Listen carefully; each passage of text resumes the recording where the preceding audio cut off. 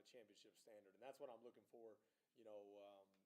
All across the tape. Are we, having championship level plays in parts of those games, and how can we string those together further?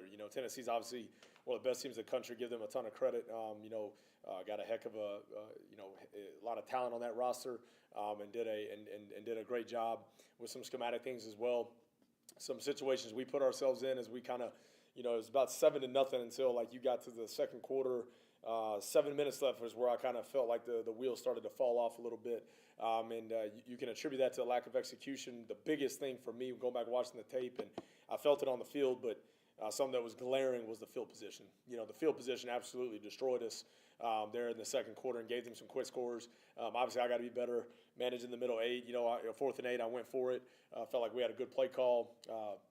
27's a heck of a player. I give him a ton of credit.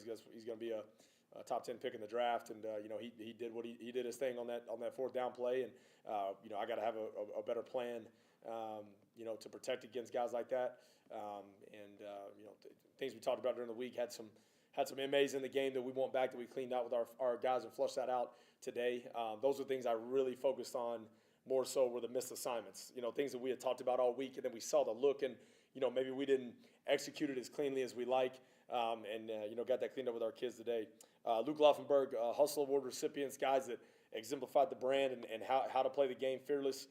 Kenny Odom on the Blue Blaze, Corey Chapman on the Orange Swarm, and we fence Dylan Williams. Dylan had kind of one of the first hits all season, in my opinion, in a game that made me kind of say, that's the standard of physicality we should play with on the Orange Swarm, and then Dylan played fierce on we fence, and then what can I say about Kenny Odom and Corey Chapman? How hard those guys play, well deserved. Devo players of the week: Kai Pruitt on the Blue offense, Alex Sesniak on the Orange defense. He's really been coming along. Want to point Alex out, been doing a heck of a job for us. And then local product on defense, Edgar Garcia. I thought he did a fantastic job. Of giving us a great look, and we're excited to play for the Silver Spade and the Brass Spittoon this week on the Battle of I-10. Very excited for that opportunity. First time, I think, since the 60s or something we played on Rivalry Week. I think that's pretty awesome. Pretty cool that we get a chance to do that. So big-time opportunity, big-time game for our program this week. I guess start this the way I started so many of those. What's the quarterback situation? What's Skyler looking like? Yeah, I'm hoping next year you don't get asked that as much, Brett. I'm hoping we'll have some more consistency there.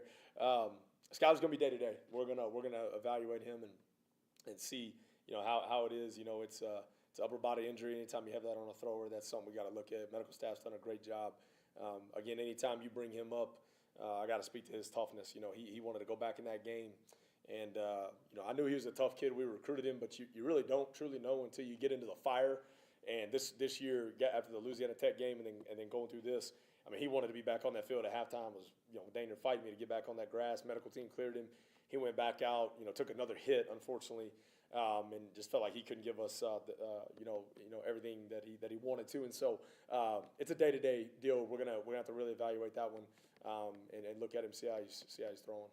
You've staggered Pickles and Shea Smith to possibly redshirt if Shea doesn't play this week. Yeah. Pickles could still play and still be redshirted per the four-play rule. What does that mean to you guys in the future, just knowing that you guys can have those guys at a redshirt year, possibly, here when it's all said and done? Huge. It means a lot for their development, of course. Both those cats, like I told you from day one, man, I feel like those guys, they got a very bright future here at UTEP. They're special players and special young men, and I just keep telling those guys, and I feel like I'm saying it a lot, not just with the quarterbacks, but even like Justin Content, Echo Taylor, Jalen Jones, Kyron Duhan, Stratton Schufeld. You go down the list, I feel like, I've been talking to those guys so much just because young players, they're just in the moment right now, right? And what they don't understand is these reps that they're getting are going to pay dividends, down the road. And that's what's going to be really cool to see. Next year they're getting situations like this, not only just against teams like Tennessee, but just any game, right? They're going to be, battle tested, and that's going to be really cool to see. And so, no different with JP and Shea, man. I'm excited about the future of those guys. It means a lot, especially at that position, to be able to develop those guys 100%. But it's huge.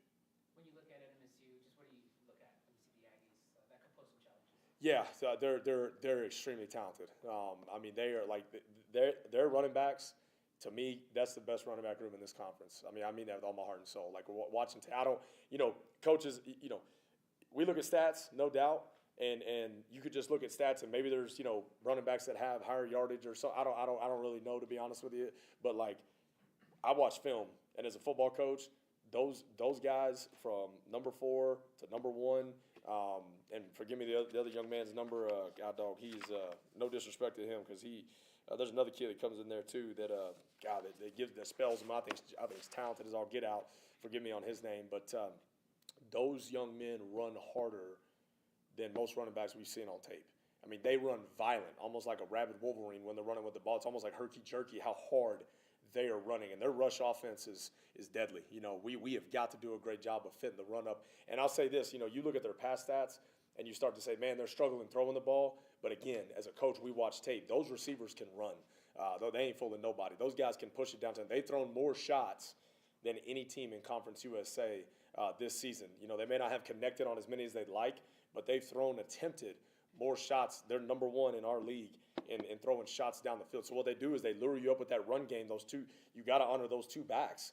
And then their quarterbacks can run well as well. And so anytime you have to defend a +1 run offense, it's very difficult to defend. And so then they try to shoot it down the field with their speed, and they do have some speed at that receiver position. And so I think offensively they pose a lot of challenges. And then defensively, they're long, athletic, and they're extremely physical. I think they're very well coached. They're really physical. 35, they're linebackers, they're leading tackler, and then Crosby, number 2 at safety. Those 2 cats that are top 2 tacklers, they get downhill and they're physical with you. They don't mess around. They get right to the point of attack. I think up front they play extremely hard, and so they pose a lot of challenges. You look at a football team; those guys could easily have a different record than what they have right now. And so we know that we have a ton of respect for our opponent, and we know it's a big rivalry game, and we understand all that. But we have a ton of respect for the talent that's been assembled on that roster. Coach Sanchez has done a good job. What do you need to do special teams wise to get better there? Yeah, I mean we gotta do a great job this week of shoring up some of the adjustments that we made from a schematic standpoint. Then we just got to go out there and kick and pump with confidence. I mean, I appreciate those guys understanding the route we decided to go with Jobo. He had a really good opportunity week. Obviously, did not perform to the standard in the game, and he knows that he's harder on himself than anybody could be. But he's a great kid and a good player, and I know he'll shake back. And then for Jacqueline and Buzz to be ready when their name was called, I just appreciate them understanding that plan and always being ready. They just got to kick and pump confidence right now. Anytime you're in a slump, you know what, you got to put the past behind you. You got to move forward. But also there's some things, again, it's a holistic thing. I don't want there to be a perception, because there's certainly not one in our defensive meetings that it's all on the kickers, punters. There's a lot of miscommunication and I say a lot. We got our MAs down to 2 critical MAs this past week that the past few weeks, we haven't been as clean as we wanted to be. We missed a few we made some adjustments for the noise this week, and we didn't execute 2 of those that could have cost us. And so we just have to do a great job adopting the plan and bringing what we do on the practice field and applying it to the game. But no, I think man, those 2 guys need to go have a great week, and we need to do a great job as a staff, giving them a plan to be confident in and go kick and go punt with extreme confidence. You're figuring Adam and Buzz will resume their positions this week? Yeah, leaning that way for sure as we move forward. But we'll evaluate this week, and I think competition's healthy for everybody. So continue to keep a competition, but that's certainly how we're leaning for sure. How exciting is it playing a rivalry game on Thanksgiving week? That extremely exciting. Fired up. I mean, I think it's really cool that we've got the schedule orchestrated like this, and I told the guys this morning, anytime that you play for hardware, that should be all the motivation in the world. That's exciting. We're obviously doing it because of the intrinsic motivation of wanting to win, but then when you put a rivalry game, you put the silver spade and the brass spittoon on the line, that's something we want back in our field house, and it's something I want these kids to walk by every day in that hallway and see in that window right there. And so when you play for some hardware, that gives it just an added an added sense of motivation, and then getting to play on Thanksgiving and getting to play in a hostile environment, Thanksgiving week, I know it ought to be a good crowd, good rivalry, ought to be a lot of fun, a great atmosphere, and certainly excited for that. We've been putting a picture of that silver spade and that brass platoon in our locker room already, and the kids been seeing it, and we talked about the history of that, this morning, and what that means to our university, what that means to our town, and we know it's a very important game. Just how big is that? I mean, as you close out, this will be your last game of the season, as you close out year one for you. Just how big is that as you move forward into next season? Yeah, I certainly think it's huge. I do. I mean, I think it propels a lot of momentum for our program, and anytime you beat your rival, that's going to get an injection of excitement, from not only your players, your coaches, your fan base, right? And so it's certainly a big time game that we've got to. We also have to tune. It's a as a head coach, it's a great balancing act, right? We understand it's a big game. It's going to be a big rivalry game, going to be a lot of fun, but we have to do a great job of managing the day-to-day and not worrying about Saturday, worrying about being the best version of ourselves today and tomorrow, so that we can have the opportunity and the right to come out on the right side of things on Saturday. And so, but yeah, it certainly means a lot to our program when you play in a rivalry game, no matter the time, no matter the where you're playing. That's a big part of your culture always, for sure. You have two players who are playing to possibly be top at their statistical position in the conference. Mo is currently tied in the lead for sacks, and then you have Corey Chapman lead in the TFLs. Just talk about those two guys. What have they meant to you guys this year? Yeah, thanks for bringing those two up, man. Those guys, they've meant the world in terms of building the foundation of how hard that we want to play on defense in the Orange Swarm. And just, Maurice has done such an amazing job of week to week, showing the young guys how to take care of your body at a pro level so you can be ready to be at your best on Saturday. I've told that story about Louisiana Tech where, this guy had the fever, and I'm just looking at him like, how's this guy going to play? Goes out and plays one of his better games and over 50 snaps. I mean, the guy brings it week to week, and it's not by chance. It's not by just randomness. It's by his preparation mentally and physically for the game. And so I think it's really cool because two very important players are in his room, Jalen Jones and Echo Taylor, for the future, and you can see those guys again just feeding off him. And then Corey, just how hard he plays on defense and on defense, and his ability to study the game and study his opponent and to get tendencies. That love of football has really permeated to guys on the defensive side, but also the offense. I mean, the whole team sees that level of preparation because, again, his success is not at random. He's extremely successful for us at Austin Peay because he's a student of the game, and the young man doesn't back down from anybody or anyone. And I'm so proud of those two guys, and certainly wish we had multiple more years with them. But they have laid a strong foundation for our guys moving forward, for sure. For candidate for CSA Freshman of the Year, Kyron Duhan, fourth overall in sacks right now, not 40 tackles, I think, overall. What season has he had? It's really impressive. I mean, I was just watching the tape of this game, and those guys are 330, 340, 350 across the board. And Kyron might be a little on the shorter side, but he's getting under those guys and creating knockback at the point of attack. I mean, just so impressed with who he is as a person. He's so consistent, and the kid cares. I mean, he cares about his craft. He cares about being at his best every single day. He doesn't have the mentality like a freshman, and the moment's never too big for him. So I'm extremely excited about the future with Kyron, and he deserves all the accolades coming his way. He's had a heck of a season. Very, very proud of him. What's Escobar's status, and also you had to kind of really juggle the offensive line. Yeah. Ivan's going to be day-to-day. We're going to assess that and see. I'll tell you this, Ivan's been instrumental to our shop, obviously, up front, and that was, having to make that adjustment. But Brennan really played well at center, really got us on the right calls, really did a nice job. Obviously been battling some guys back and forth in terms of, it seems like one series of guys banged up, another series of guys banged up, or, and I thought they handled that really well. Joe Mediato getting, extended playing time, I thought played really physical and, and really came off the ball hard and gave us a jolt. I thought we pass protected against these guys, really well. Some of those sacks we gave up, weren't just like, it's not like we just had free hitters at the quarterback. It was, great coverage on their end, and if you have to hang on to the ball a little longer than you anticipate with those guys, they're pretty dang good. And I thought our offensive line really did a good job in protection and handled the mixing and matching as well as you possibly could, for sure. Recruiting, just early recruiting class.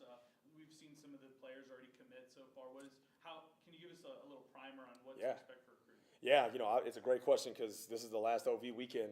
This is kind of a new schedule, right? So last OV weekend, we get done with the Battle of I-10. We're coming right back to the facility and, cranking up the visit, man. And so it's the last opportunity we have. I am beyond excited about the young men that have committed to our program. We have 22 commits right now in our class. And 20 of those guys are high school guys, 2 junior college players, and I'm just telling you, they fit our brand. They fit what we're trying to build, here at UTEP, and I'm so excited. They love El Paso. They're excited to be a Miner, and we're excited to have them. We just got to hang on. You know how it is, man. You get down the stretch, and you got to fight and hang on and sign a great class. And right now we've got one of the better ones in our league and one of the better ones in G5, to be honest. And if we hit and there's a couple irons in the fire, if we can hit and finish, we can end up with one of the best classes in the group of 5, which is our goal. So it's very interesting now. You're starting to see the Division IIs, the FCSs. Their seasons are done, so you're seeing those guys that can get in the portal, get into the portal, right? And then you have your signing day December 4th, and you go right into the transfer world of the portal, right? December the 9th. And so the schedule's first time having a schedule like this, and I think our recruiting staff has done and our staff in general has done an unbelievable job of handling it. We just got to continue and finish strong, but certainly excited for the future. There's some big time players in that class and guys that are going to help us build this thing for the future. Their run offense against your run defense, is this strength versus strength, and how do you stop them? Yeah, so you got to be disciplined. You got to be assignment sound. It's option football at the end of the day. They're going to run power read. They're going to run zone cut, split zone, and they're going to do a great job of making you honor all gaps because they're going to be a threat to run the quarterback. And so we have to do a good job making sure we're gap sound, have great eyes, and then we got to be great tacklers. When you play great running backs, like the 2 that they got, you got to gang tackle. You got to gang tackle, and you got to get him down on the first sign of contact. Those guys, that's how they get explosive runs. They make the first guy miss, so they run the first guy over, and it bleeds through for 7 for 8, right? So we got to gang tackle, and we got to be assignment and gap sound for sure. Anything else, Coach? All right. Awesome. Thanks, guys. Appreciate it.